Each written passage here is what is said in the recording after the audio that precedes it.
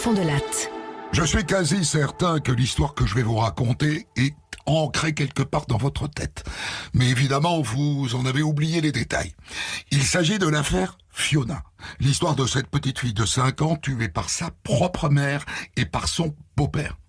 Et quand vous aurez entendu mon récit, vous écouterez le débrief avec maître Renaud Portejoie, l'un des avocats de la maman.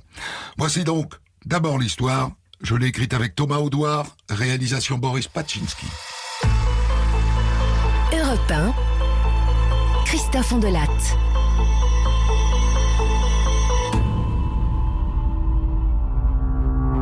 Le dimanche 12 mai 2013, une femme se présente au commissariat central de Clermont-Ferrand. Une femme enceinte, avec le ventre déjà bien rond. Elle s'appelle Cécile Bourgeon et elle vient signaler la disparition de sa fille aînée, Fiona, 5 ans. Je sais pas ce qui s'est passé. J'étais au parc Montjugé avec mes 2 filles. Et comme je suis enceinte de 6 mois, je sais pas. J'étais fatigué, je me suis endormi sur la pelouse pendant peut-être un quart d'heure, 20 minutes.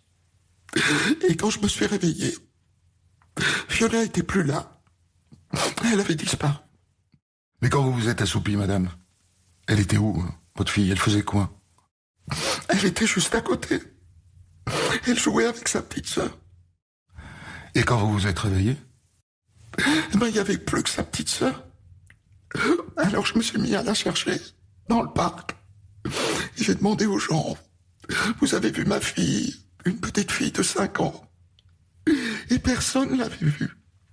Alors j'ai appelé Berkane. C'est mon nouveau copain, c'est le papa de mon bébé. Et je lui ai demandé si Fiona était rentrée à la maison toute seule. On n'habite pas loin, on habite à Goncourt. C'était possible. Et il m'a dit qu'elle n'était pas rentrée. Et voilà. Je suis venu vous voir. Le parc Montjugé où Fiona a disparu fait 26 hectares. Il est immense. Un dispositif colossal est mis en place. Plus de 300 policiers, gendarmes, militaires, pompiers se lancent à la recherche de Fiona dans le parc. 300, plus 2 hélicoptères équipés de caméras thermiques qui balayent le parc d'en haut dans tous les sens. Mais les heures passent et la petite Fiona reste introuvable. Bon, il est 2h du matin, on va suspendre bien évidemment les recherches. On les reprendra demain matin à l'aube. Merci pour votre mobilisation, messieurs, et à demain.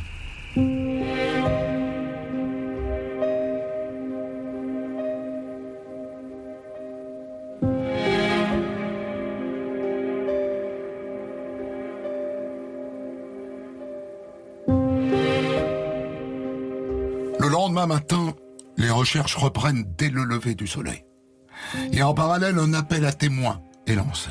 La police a décidé de demander l'aide des promeneurs qui étaient nombreux hier en fin d'après-midi. Un signalement de la petite fille avec photo a été diffusé. Fiona est une petite blonde de 1m10, des yeux bleu-vert, des cheveux blonds et un survêtement noir siglé Hello Kitty. Et cet appel à témoins a porté ses premiers fruits puisque plusieurs personnes se sont manifestées auprès de la police. Plus de 500 personnes répondent à cet appel. Des gens notamment qui disent avoir vu la petite fille la veille au parc. Des gens qui, en l'occurrence, racontent n'importe quoi. De bonne foi, sans doute. Mais quand vous connaîtrez la fin de l'histoire, vous vous direz que les témoins, parfois, on ne peut pas compter dessus. Pendant ce temps-là, Cécile Bourgeon, la mère, est entendue au commissariat. C'est une petite fille très vive, très joyeuse, très gentille. Elle n'a pas peur des gens. Alors si quelqu'un lui a parlé, elle a très bien pu le suivre. C'est ça qui me fait peur. Vous êtes séparés avec son père, c'est ça? Oui. C'est moi qui la garde. Lui, il s'en occupe pas du tout. Il la voit presque jamais. Et c'est pour ça que... C'est pour ça quoi, madame? Je me dis que c'est peut-être lui qui l'a enlevé. Je sais pas. C'est une piste. Et il faut l'explorer. Le père raconte qu'effectivement, la relation avec son ex est conflictuelle. Mais il détaille son emploi du temps de la veille. Il a un alibi imparable. Il ne pouvait pas être au parc Montjusé hier après-midi. Le père n'est pour rien dans la disparition de Fiona. À ce stade, c'est la seule certitude.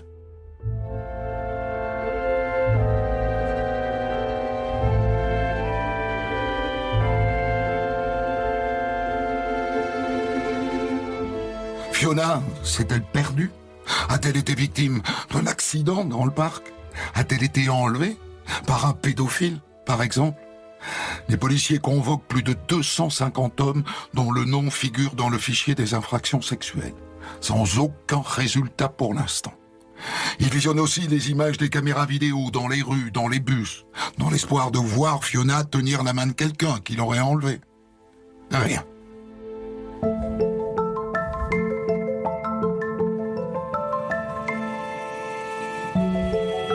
Le lendemain, Cécile Bourgeon, la mère de Fiona, tout habillée de noir, décide de prendre la parole sur les marches du palais de justice. Je lance un appel à tout le monde, tous les Clermontois, tous ceux qui peuvent nous aider. C'est vraiment un appel au secours. Et puis, voilà, c'est le but, c'est de retrouver Fiona, c'est tout. On a vraiment besoin d'aide, quoi. C'est vraiment la seule chose que je peux dire. C'est une petite fille pleine de vie, une petite fille de 5 ans. C'est très très dur par rapport à ma grossesse et puis mon autre fille. On n'a pas trop le choix de faire en sorte de continuer un peu une vie, enfin surtout pour la petite et puis pour mon bébé, parce que j'ai quand même maintenant beaucoup de contractions.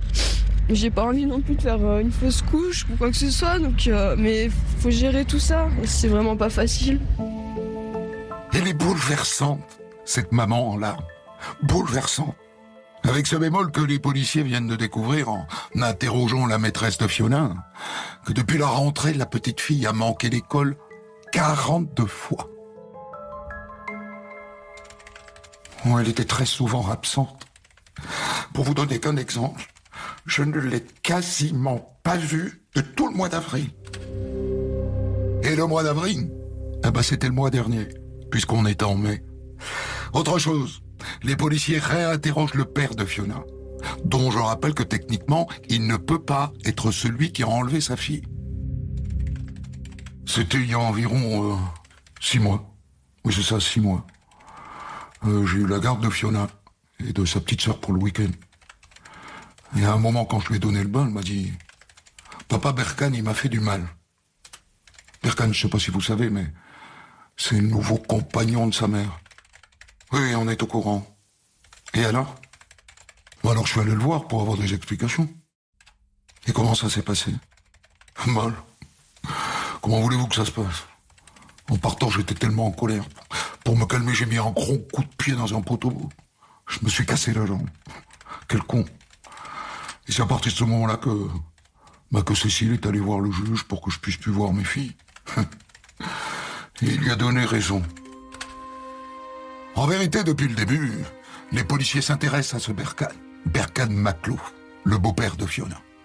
Parce qu'il s'avère que l'oiseau a un joli petit casier judiciaire. Il a été condamné à de multiples reprises pour des vols, des violences et des menaces. Mais pour être honnête, pas récemment, avant qu'il ne rencontre Cécile Bourgeon. Mais faut garder un œil sur lui, ce Berkane.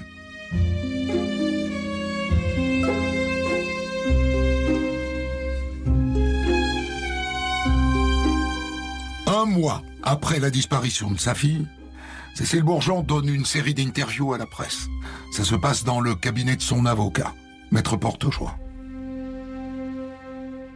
Personne ne peut s'imaginer la souffrance et l'atrocité que c'est, voilà, de se faire enlever un enfant, de vivre sans son enfant, de continuer à essayer de vivre comme ça. Je culpabilise beaucoup, je suis beaucoup dans le sentiment de honte, de mal, parce que voilà, j'ai quand même perdu ma fille, on m'a enlevé ma fille, c'est voilà, et je sais pas. Elle explique aux journalistes que depuis sa disparition, elle a changé les draps du lit de Fiona, et que dessus, elle a disposé ses nounours à leur place. Bref, elle garde espoir. Menteuse! Pinocchio!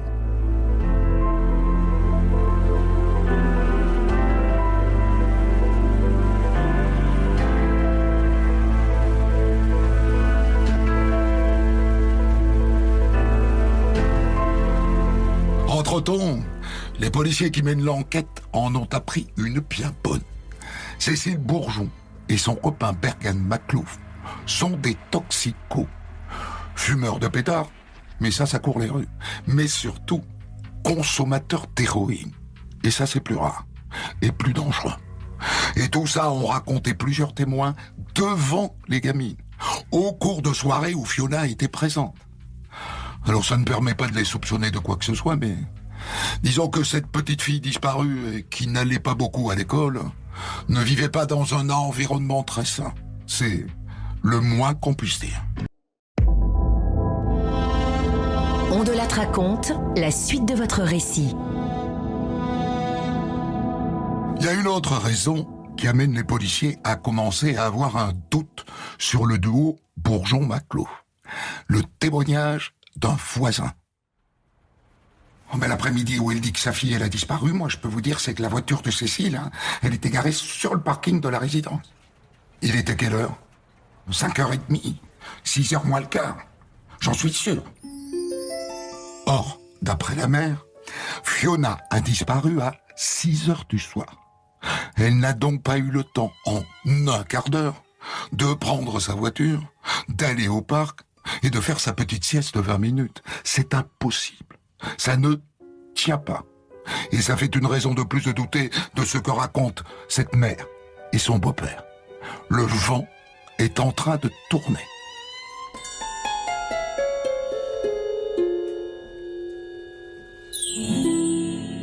Un autre élément vient nourrir le doute.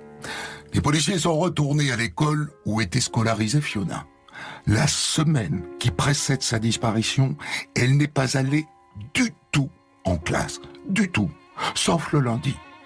Et le lundi, elle n'avait pas bonne mine. Elle était, je dirais, cadavérique. Il n'y a pas d'autre mot, hein.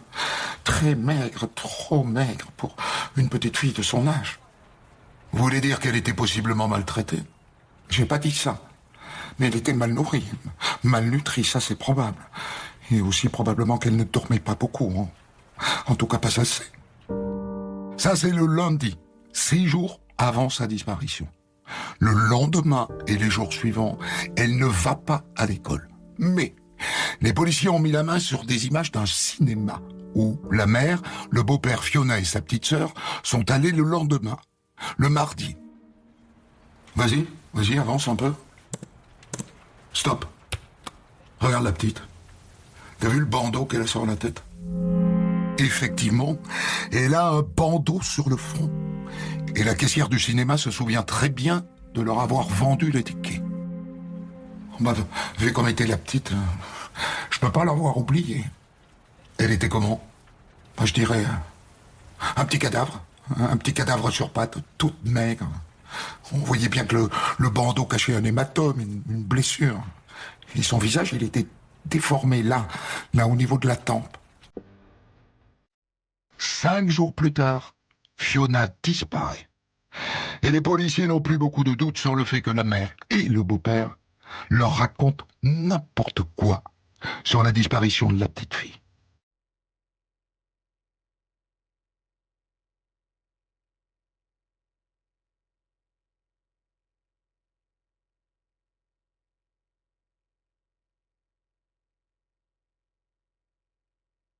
Il y a un autre élément qui va finir de vous convaincre que le duo Cécile Bourgeon-Bergan Maclouf n'est pas blanc-blanc dans la disparition de la petite Fiona. Les policiers ont fouillé l'ordinateur de Cécile Bourgeon. Et savez-vous ce qu'ils ont trouvé? Regarde bien. Avant donc la disparition de sa fille, elle consulte un avis de recherche qui concerne, regarde, des enfants disparus dans un parc de Marseille. Et regarde bien, c'est exactement dans les mêmes conditions que ce qu'elle nous a décrit, hein, à savoir une mère qui s'est endormie sur un banc. C'est dingue, hein. C'est-à-dire, elle s'est inspirée de cette histoire marseillaise pour bâtir le scénario de la disparition de sa fille tel qu'elle nous le sert. Depuis le début, elle nous balade. Elle nous balade dans les grandes longueurs. Effectivement, et je me permets d'insister, cette recherche sur Internet, elle l'a faite avant la disparition de Fiona. Elle, et pas lui, elle.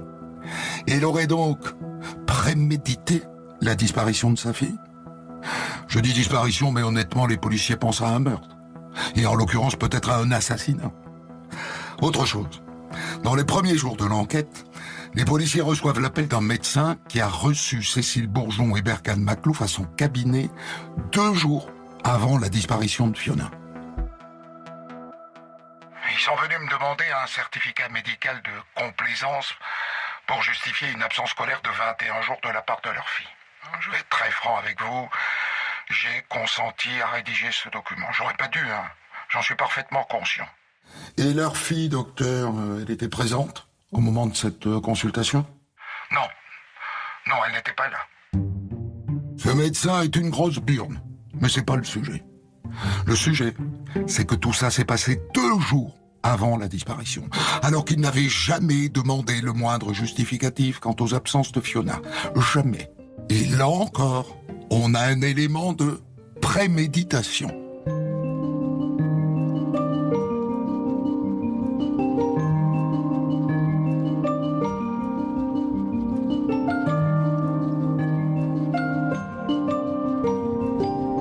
Qu'est-ce que vous en pensez? Il serait peut-être temps de les placer en garde à vue, ce duo. Il serait temps. Sauf qu'il y a un loup. Cette maman qui a peut-être tué sa propre fille est enceinte jusqu'au cou. Il y a donc un gros risque que la garde à vue soit levée pour raison médicale. Avec pour conséquence qu'elle saurait qu'elle est dans le viseur, sans pouvoir être interrogée sur le fond. Ça serait une catastrophe. Et donc c'est terrible. Mais il va falloir être patient, attendre qu'elle accouche. Et d'ici là, tout faire pour qu'elle ne se rende pas compte qu'on la soupçonne d'avoir assassiné sa propre fille de 5 ans. C'est rageant. C'est rageant.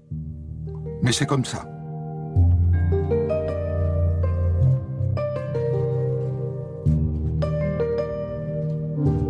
La suite est étonnante. 2 mois après la disparition de Fiona, le duo déménage. Il quitte Clermont-Ferrand pour Perpignan, à 600 km, où vit la mère de Cécile Bourgeon. Vous feriez ça, vous? Déménager, quitter une ville dans laquelle on cherche depuis 2 mois votre fille disparue.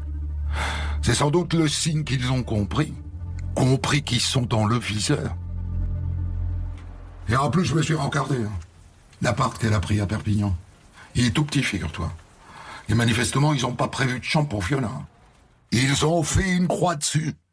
Parce qu'ils savent qu'elle ne reviendra pas.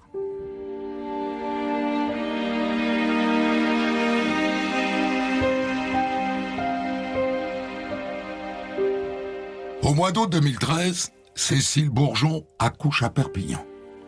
Un bébé qui arrive au plus mauvais moment. Pauvre gamin. Les policiers lui laissent le temps d'allaiter, de changer quelques couches. Et le 24 septembre, 3 mois après la disparition de Fiona, ils les arrêtent tous les 2 et les placent en garde à vue. Chacun dans leur coin. Voyons qui va craquer le premier. Espérons qu'il y en aura un. Lui, Berkane Makhlouf, il ne va pas falloir compter sur lui tout de suite. Trop sanguin. Trop dur à cuire. C'est quoi ce bordel? Qu'est-ce que je fous là? Au fichier de moi ou quoi? Ma belle-fille, elle a été enlevée par un tordu et c'est moi que vous faites chier? Hein? Elle, en revanche, Cécile Bourgeon, paraît beaucoup plus docile. Je vois, madame, que vous avez des bleus sur le visage. Qu'est-ce qui vous est arrivé? C'est Berkane. Il me bat.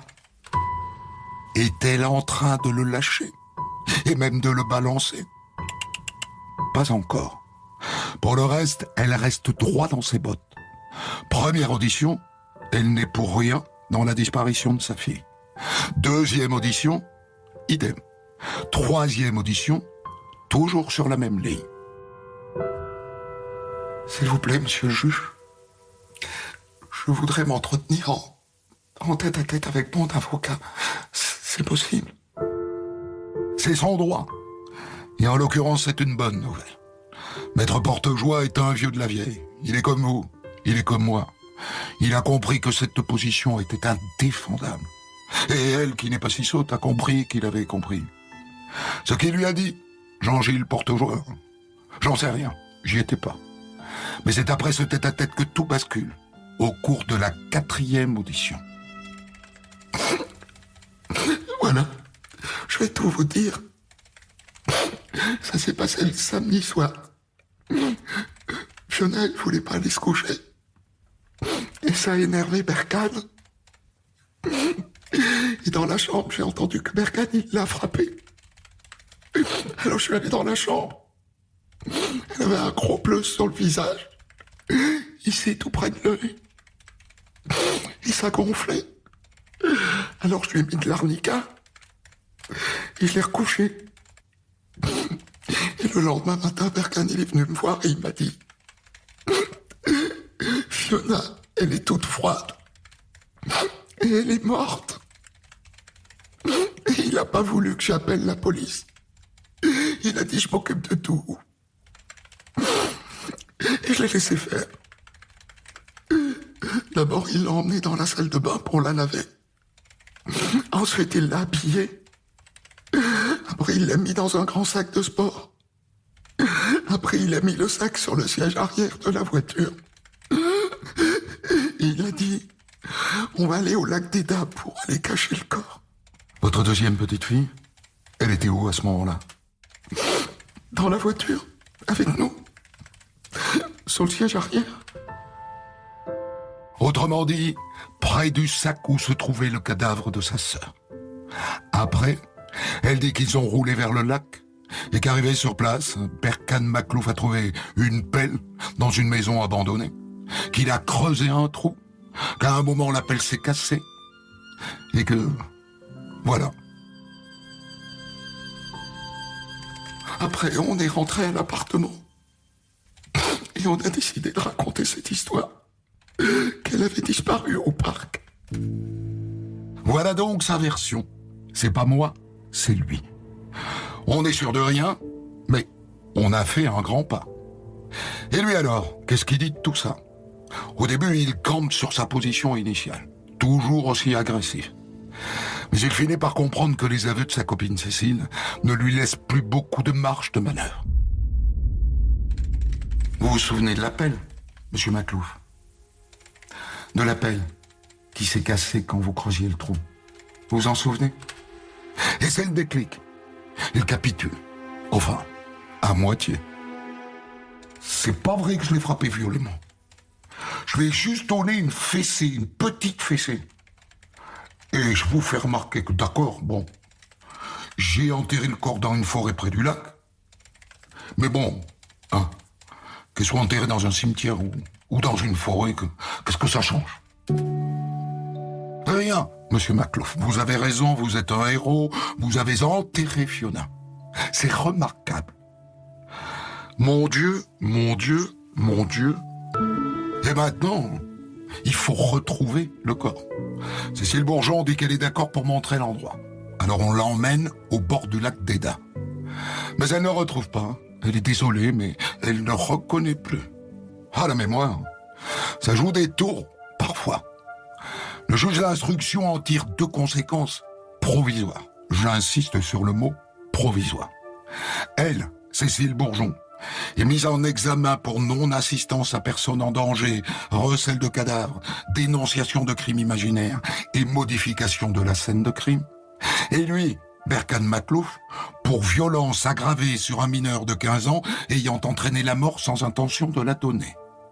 Tous les deux filent en prison.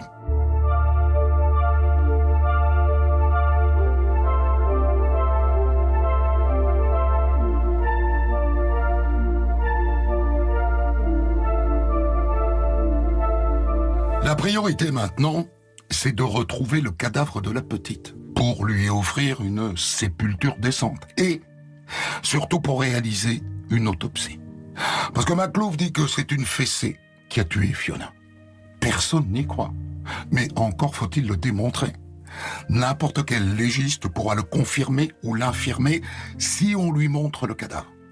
Alors on ramène Cécile Bourgeon sur place. Elle dit « c'est là, non c'est là, ah ben non c'est là-bas ». Et on ne trouve pas le cadavre. Des campagnes de fouilles sont organisées dans la foulée, 4 au total, sans aucun résultat. Et je vous le dis tout de suite, on ne retrouvera jamais le cadavre de Fiona. Et objectivement, ça leur rend un sacré service.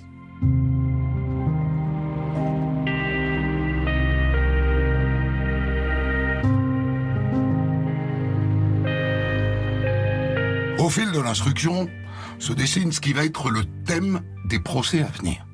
C'est pas moi, c'est toi. Au début, on pouvait penser qu'ils étaient d'accord sur le fait que c'est Berkan Makhlouf qui avait porté les coups sur Fiona et qu'elle n'avait fait que faire avec. Désormais, ils s'accusent mutuellement. Il arrêtait pas de la frapper tout le temps. Elle était devenue son punching ball, on peut pas dire mieux. C'est un bourreau, cette fille. C'était le bourreau de Fiona. C'est elle qui l'a tué. C'est dans cet état-là que le dossier part pour la cour d'assises. Aux jurés de trancher.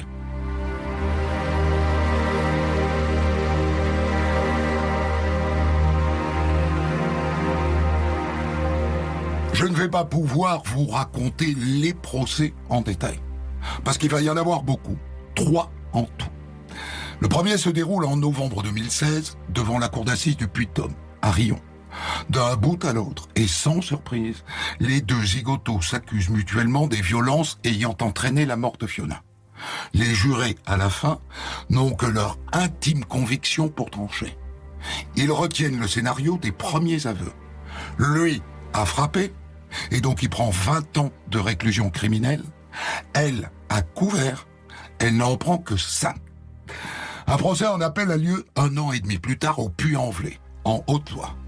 Et là, les jurés ne parviennent pas à les départager. Ils prennent 20 ans chacun. À ce moment-là, on se dit, la messe est dite. Les condamnés à 50-50, ma foi, ça paraît juste. Mais ils se pourvoient en cassation. Et la cour leur donne raison. Elle leur donne un 3e procès, qui a lieu en décembre 2020 à Lyon. Entre-temps, Cécile Bourgeon a été libérée. Et on découvre, à son arrivée à l'audience, d'abord que depuis elle s'est mariée et qu'elle a eu un enfant de plus qui lui a été immédiatement retiré. Misère. Lors de ce 3e procès, elle fait une grosse bêtise. Elle affiche une attitude totalement détachée. Ça a l'air de la saouler de répondre aux questions. Très grosse erreur. Car à la fin, ils sont tous les deux reconnus coupables de violences ayant entraîné la mort. Et condamné, lui, à 18 ans de prison, et elle à 20 ans. C'est-à-dire 2 ans de plus que lui. C'est elle, Cécile Bourgeon, qui est la grande ordonnatrice de ce crime sans cadavre. Pour commenter son histoire du jour, Christophe Ondelat reçoit un invité, acteur direct de son récit. Je vous ai raconté l'enquête sur le meurtre de Fiona, 5 ans, en 2013 à Clermont-Ferrand, tuée par sa mère Cécile Bourgeon et son beau-père Berkan Makhlouf, lesquels ont été condamnés, lui, à 18 ans de prison et elle à 20 ans. Et pour débriefer cette histoire, je suis avec maître Renaud Portejoie du barreau de Clermont-Ferrand, l'un des avocats de la mère de Cécile Bourgeon. On va peut-être préciser les choses. Vous êtes le fils du célébrissime Gilles-Jean Portejoie, qui est un grand avocat de Clermont-Ferrand. Au début, c'est lui, si j'ai bien compris, qui prend le dossier, et vous le rejoignez assez vite. Oui, en fait, j'interviens très vite dans ce dossier puisque je suis aux côtés de Cécile Bourgeon avec mon père lors de la reconstitution qui intervient 2 jours après la prétendue disparition. Donc, je suis vite aux côtés de Cécile Bourgeon, même si j'apparais moins. Et en réalité, je monte véritablement au créneau à partir de sa mise en cause, de son placement en garde à vue et au final, derrière, de son interrogatoire de première comparution. Alors au départ, vous et votre père, vous prenez un dossier de victime, de partie civile. Fiona a disparu. Il n'y a pas le moindre doute dans notre esprit lorsque nous rencontrons Cécile Bourgeon. C'est une jeune femme qui est éplorée, qui semble authentique et que tout le monde croit. C'est vrai qu'à posteriori, on refait un peu l'histoire, on refait un peu le match et on se rend compte qu'il y avait un certain nombre de contradictions. Mais dans les premières semaines, les enquêteurs, les magistrats instructeurs, le procureur de la République, tout le monde est intimement persuadé qu'il y a bien eu une disparition de Fiona et que Cécile Bourgeon et Berkan Makhlouf sont victimes de cette disparition indirectement. Donc c'est vrai qu'il y a une vague d'empathie assez inouïe qui se met en mouvement très rapidement. L'opinion publique s'empare de la détresse de cette jeune femme qui communique beaucoup, comme vous l'avez rappelé, et tout le monde la croit. Tout le monde la croit, et nous les avocats également. Vous me jurez que pas un instant, au tout début de l'histoire, vous vous dites qu'il y a des trucs qui tiennent pas? Absolument pas. Alors, il est vrai que les enquêteurs, comme il est habituel dans ce type de dossier, ouvrent toutes les portes. C'est-à-dire que même s'il n'y a rien qui pourrait laisser penser que la mère et le beau-père seraient impliqués, ils n'excluent aucune piste. Ils font leur travail de façon professionnelle et ils envisagent, comme vous l'avez rappelé d'ailleurs, la thèse de la disparition, la thèse de l'enlèvement par éventuellement un pédophile, et aussi la thèse intrafamiliale, qui est une thèse classique lorsqu'il y a une disparition. Mais personne n'y croit vraiment dans un premier temps.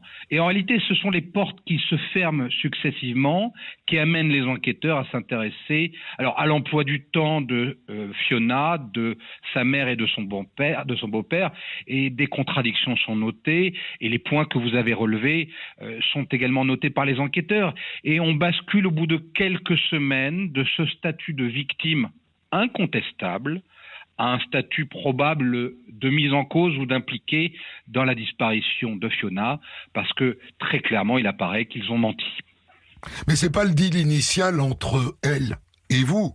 Vous avez des états d'âme à devenir l'avocat de la défense alors que vous pensiez être avocat de la partie civile dans ce dossier? Alors, on ne se pose pas la question durant les premiers mois. Puis c'est vrai qu'en septembre 2013, ils sont placés en garde à vue, ainsi que 4 autres personnes, je le rappelle. Pourquoi ? Parce que la thèse des enquêteurs, des magistrats instructeurs et du parquet, c'est la thèse de l'accident domestique. En réalité, ils sont à ce moment-là convaincus que Fiona est décédée, que Cécile Bourgeon et Berkane Makhlouf ont menti sur les circonstances de la disparition naturellement, mais qu'en réalité, ce ne sont pas des coups qui auraient été portés. On n'est pas sur le terrain du meurtre ou des coups mortels, mais plutôt sur le terrain de l'accident domestique, de la prise inopinée de produits stupéfiants. Donc, il y a un certain nombre de personnes dans le milieu toxicomane clermontois qui sont placées en garde à vue, et on est contacté, et on nous appelle en nous disant que Cécile Bourgeon est impliquée ou serait impliquée dans la disparition de sa fille. Alors, vous imaginez bien que nous sommes naturellement surpris, et est-ce que nous nous posons la question de notre intervention alors qu'elle nous a menti, alors qu'elle nous a manifestement menti pendant plusieurs mois, comme à l'opinion publique et comme à l'institution judiciaire? J'ai envie de vous répondre, pas une seule seconde. Avec mon père, nous nous sommes posé la question de nous retirer. Il y a une très belle définition de Paul Lombard sur l'avocat, sur sa fonction la plus essentielle. L'avocat, c'est celui qui reste quand il n'y a plus personne. En septembre 2013, lorsque Cécile Bourgeon est placée en garde à vue et mise en cause pour la disparition de sa fille, il n'y a plus personne, et les avocats que nous sommes resteront là naturellement. Comme elle est enceinte, les policiers, maître Portejoie, décident de ne pas la placer en garde à vue tout de suite. Vous me confirmez que si ça avait été le cas, vous auriez demandé la levée de la garde à vue pour raison de santé ? Je n'aurais même pas eu à la demander, puisque je pense que le médecin qui aurait examiné ma cliente aurait conclu à l'incompatibilité de son état de santé avec la mesure. Donc je pense que la garde à vue aurait été levée immédiatement, sans même que Cécile Bourgeon puisse être entendue par les enquêteurs. Moi, j'ai plein de copines qui bossent jusqu'à la veille de leur accouchement, ou presque. Alors, vous avez raison, mais il y a des grossesses qui sont plus ou moins difficiles. Il semblerait que celle de Cécile Bourgeon ait été délicate jusqu'à son terme. Alors, vous allez jouer un rôle clé au cours de cette garde à vue dans les aveux de Cécile Bourgeon. C'est quelque chose, je pense, que les gens ont du mal à comprendre, mais il faut, pour le coup, le leur rappeler souvent, c'est-à-dire qu'un avocat peut amener son client à avouer. Alors, l'avocat, il défend les intérêts de son client ou de sa cliente, et il pense aussi parfois à sa survie. Je m'explique. Lorsque mon père est amené à s'entretenir avec Cécile Bourgeon durant cette garde à vue, il peut constater, comme les enquêteurs d'ailleurs, qu'elle est criblée de bleu. Elle a des peu partout. Elle a manifestement été violentée à de multiples reprises. Elle est dans un état de fragilité absolue. Et il en va peut-être de sa survie. Il est inconcevable qu'on puisse maintenir des dénégations et faire en sorte qu'elle reparte dans ce contexte de violence dans lequel elle est manifestement aussi victime. Bien sûr qu'elle est mise en cause, bien sûr qu'elle a failli dans son rôle de mère, et nous pourrions y revenir, mais elle est manifestement en danger, ainsi que ses enfants, parce que Berkane Makhlouf est un homme violent, c'est ce qui est une vérité judiciaire. Et donc, il y a, je pense, ce besoin de la préserver. Il y a aussi le besoin, je crois, de dire la vérité, de se soulager d'une certaine façon de ce mensonge dans lequel elle s'est enfermée depuis 4 mois. Je crois qu'elle a menti de façon stratégique, opportune, c'est une évidence. Mais je pense, et d'ailleurs les experts psychologues et psychiatres ont pu éclairer notre regard sur les contours et les ressorts de ce mensonge, je pense qu'elle s'est enfermée dans son mensonge. Il était impossible de s'en départir, et lorsqu'en septembre elle est mise en cause, elle s'empare de ce moment aussi pour soulager sa conscience et pour dire réellement ce qui s'est passé pour sa fille Fiona. Parce que on a entendu dans mon histoire 2 extraits qui sont des vrais extraits de interviews, de déclarations qu'elle a faites. On a vraiment l'impression à l'oreille qu'elle croit elle-même qu'elle est innocente et qu'elle n'y est pour rien. Elle croit elle-même au scénario de la disparition dans le parc. C'est stupéfiant. La question a été posée parce que est-ce qu'on peut être convaincu de son propre mensonge ? Je crois. Oui, pour différentes raisons. Alors, elle sait au départ qu'elle a menti parce qu'elle n'est pas irresponsable de ses actes, elle n'est pas dans le délire. Donc, elle a conscience de ce qui s'est passé pour Fiona, de son implication. Mais assez rapidement, et notamment parce que cette disparition suscite une vague d'empathie dans l'opinion publique, elle se laisse emporté, débordé par ce mensonge. Et il n'y a plus de possibilité de machine arrière. Et d'ailleurs, l'expert psychiatre, j'y reviens parce que c'est important pour comprendre comment une femme peut s'enfermer à ce point dans un mensonge. L'expert psychiatre expliquait qu'il y avait une forme de jubilation presque dans ce mensonge parce qu'elle en réalité aboutissait à une empathie à son égard, elle qui était dans une faille narcissique inouïe. Elle comblait à travers cette disparition et son statut de victime une faille narcissique majeure. Alors le contexte de ce crime, bon, la facilité c'est de dire c'est des salauds, point. Mais on peut essayer d'aller plus loin quand même. Est-ce qu'au cœur de tout ça, il n'y a pas l'héroïne, la drogue, un couple de toxicomanes? Ce qui est certain, c'est que l'entourage de Cécile Bourgeon a été entendu et la question s'est posée de savoir si elle avait pu être coupable, s'être rendue coupable de violence auparavant, avant la disparition, sur ses enfants ou sur d'autres personnes. Elle n'a pas le profil de quelqu'un de violent, contrairement à Berkane Makhlouf. Alors, quelle est l'explication ? C'est Cécile Bourgeon elle-même qui livre l'explication sur les circonstances du passage à l'acte. En réalité, c'est une prise massive et multiple de produits stupéfiants qui aboutit à un délire de violence de Berkane Makhlouf qui en vient à porter des coups sur cette gamine pour des raisons stupides, une futilité sans nom. Et c'est même Cécile Bourgeon qui explique qu'on est dans une période de recherche frénétique de produits stupéfiants. C'est-à-dire que les jours qui précèdent le décès de Fiona, ils ne pensent qu'à ça. Ils ne pensent qu'à s'approvisionner en produits stupéfiants et à se défoncer du matin au soir. Et c'est dans ce contexte, évidemment, que la disparition intervient, que la mort intervient et que la disparition s'ensuit. Alors elle dit, lui aussi, qu'ils ne savent plus très bien où ils ont enterré la petite.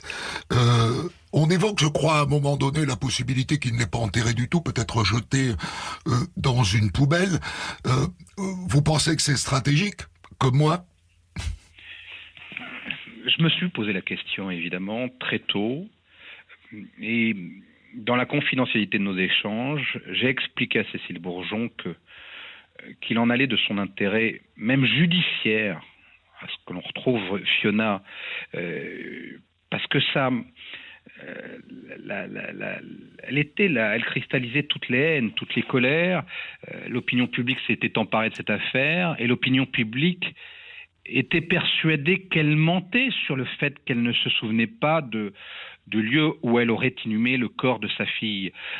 Comment peut-on oublier l'endroit où on enterrait le corps de sa fille? Voilà ce qui revenait systématiquement. J'ai dit, mais il faut qu'on retrouve le corps de Fiona pour lui permettre d'avoir une sépulture décente, mais aussi pour apaiser, arrêter ce délire sur ce point-là. C'est dans ton intérêt judiciaire que l'on retrouve Fiona. Je lui ai expliqué dès le départ, je crois qu'elle l'a compris. Et quelques jours après sa mise en examen, on peut en penser ce qu'on en veut, elle prend l'initiative, elle écrit un courrier au magistrat instructeur et elle demande à être vue par un hypnotiseur parce qu'elle ne se souvient pas, parce qu'elle était défoncée lorsqu'elle a enterré sa fille, parce qu'elle est incapable de dire précisément le cheminement qui a été le sien pour enterrer sa fille. Elle dit « j'ai besoin d'un hypnotiseur ». Moi, je ne peux pas m'empêcher de me poser cette question. Si vous savez réellement que vous ne l'avez pas enterré comme elle l'indique dans les bois autour d'Eda, vous ne faites pas appel à un hypnotiseur. Je crois que c'est une démarche d'initiative qui démontre pour moi l'authenticité de ses déclarations, aussi stupéfiantes soient-elles. Alors on a 3 procès et on a 3 verdicts différents. C'est très mauvais pour moi qui passe mon temps à expliquer que la vérité judiciaire émane d'un verdict, mais là on en a 3 qui sont différents. Évidemment vous préférez le premier, vous, puisque vous êtes son avocat. Elle prend 5 ans et Berkane Makhlouf 20. Pour vous c'est votre scénario qui est repris par les jurés. Oui, alors dans un premier temps, c'était le scénario aussi des magistrats instructeurs et du parquet, puisque initialement, elle est mise en examen pour non-assistance à personne en péril, pour faire simple, et elle n'est pas mise en cause pour les coups mortels. C'est uniquement suite aux accusations réactionnelles de Berkane Makhlouf qu'elle sera mise en examen. Il n'y aura aucun autre élément. Et la cour d'assises de première instance, de façon, je le pense, très courageuse, sous l'égide du président Brault, au terme du procès, vient dire évidemment que c'est une mauvaise mère, évidemment que la question de savoir où est Fiona est essentielle et on n'a pas d'éléments de réponse. Mais qu'avons-nous dans la procédure? Sinon les déclarations de Berkane Makhlouf, rien. Personne ne l'a décrit comme violente, encore moins sur ces gamines. Donc qu'avons-nous pour condamner sinon la vindicte populaire, le besoin irrépressible d'apporter une réponse pénale au comportement odieux de cette mère? Rien. Et dans une motivation laconique, la cour d'assises acquitte, considérant qu'il n'y a rien, et la condamne au maximum sur le terrain de la non-assistance à personne en danger. Alors ensuite, on a ce deuxième verdict qui, évidemment, pour nous est séduisant, parce que c'est à peu près là qu'on en est. Comme on ne sait pas exactement qui a fait quoi, 20 ans chacun. Ça n'est pas satisfaisant parce c'est un des deux qui a donné la mort. Et moi, je garde à l'esprit les violences dont a été victime Cécile Bourgeon et qui sont constatées en septembre 2013 lors de sa garde à vue. Elle était victime de violences. Et il est évident que Berkane Makhlouf, lorsqu'il est sous l'emprise de produits stupéfiants, est un fou furieux. Tout le monde le décrit comme ça, ses anciennes compagnes, ses amis, sa propre famille qui est terrorisée par lui. C'est manifestement lui qui présente le profil de celui qui est capable de donner la mort à une gamine, et pas Cécile Bourgeon. Et je persiste à penser aujourd'hui, j'accepte toujours la vérité judiciaire, même lorsqu'elle me déplaît, mais je persiste à penser encore aujourd'hui que cet arrêt correspond à une attente du grand public plus qu'à une analyse du dossier et du procès. Troisième verdict, ils sont complices à 100% des coups portés qui ont entraîné la mort, mais elle, parce qu'elle est sa mère, elle mérite 20 et lui 18. C'est une décision qui est inouïe parce qu'en réalité, c'est, je crois, l'incarnation des fantasmes de cette affaire. C'est la mère. C'est elle qui a menti, c'est elle qui aurait dû protéger, c'est elle qui ne retrouve pas le corps de sa gamine, c'est elle qui, pendant ce dernier procès, est transparente, sinon désinvolte. Et elle paye tout cela peut-être plus que ce qu'elle a réellement fait dans le processus létal. C'est ça qui est un peu triste pour l'avocat que je suis, c'est que j'ai invité la cour d'assises à se départir de tous ces fantasmes, de tout cela, de tous ces a priori, et de s'en tenir au dossier et à l'audience. J'ai échoué d'une certaine façon. Je conserve ces regrets pour moi.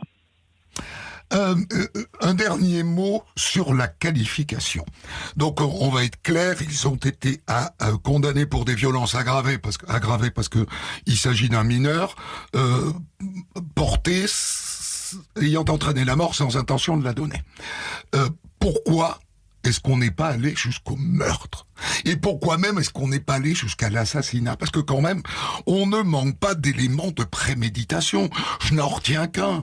Mais tout de même, elle va voir sur Internet, avant la soi-disant disparition de sa fille, dans quelles conditions à Marseille, une petite fille a disparu alors que sa mère s'était endormie sur un banc.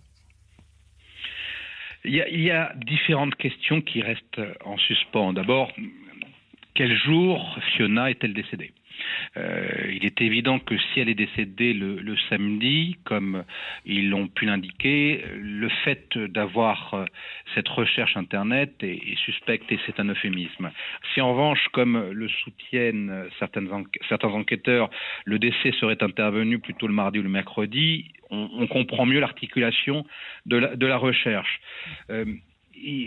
Pour condamner, ou pour poursuivre, et encore plus pour condamner pour meurtre, il faut démontrer l'intention homicide. Vous n'avez pas de corps. Vous n'avez pas d'éléments qui permettraient de démontrer qu'il y avait une volonté délibérée, affirmée de donner la mort. Il n'y a pas de mobile. Alors, l'explication la plus plausible, c'est qu'en réalité, et c'était la thèse de l'accident domestique qui avait été privilégiée dans un premier temps, puis celle qui a été retenue et qui désormais constitue une vérité judiciaire, c'est la thèse de coups qui ont été donnés, probablement par Berkane Makhlouf, je le pense toujours aujourd'hui, mais sans véritablement de volonté de donner la mort. Il était fou, il était camé, il était défoncé, il ne savait pas véritablement ce qu'il voulait, mais jamais il n'a voulu la mort. Et je ne pense pas qu'il ait voulu la mort. Personne ne soutient véritablement qu'il a voulu donner la mort à cette gamine. Pourquoi l'aurait-il fait ? Voilà pourquoi on en est resté à cette qualification de coup mortel, violence volontaire ayant entraîné la mort sans intention de la donner, avec les circonstances aggravantes qui pouvaient justifier une peine maximale de 30 années de réclusion criminelle qui ont à chaque fois été sollicitées par le parquet général, je le rappelle. Oui. Merci beaucoup, Maître Renaud Portejoie. J'ai, dans ma carrière, été souvent content d'interviewer votre père. J'ai eu beaucoup de plaisir à faire avec vous ma première interview. Des centaines d'histoires disponibles sur vos plateformes d'écoute et sur europe1.fr.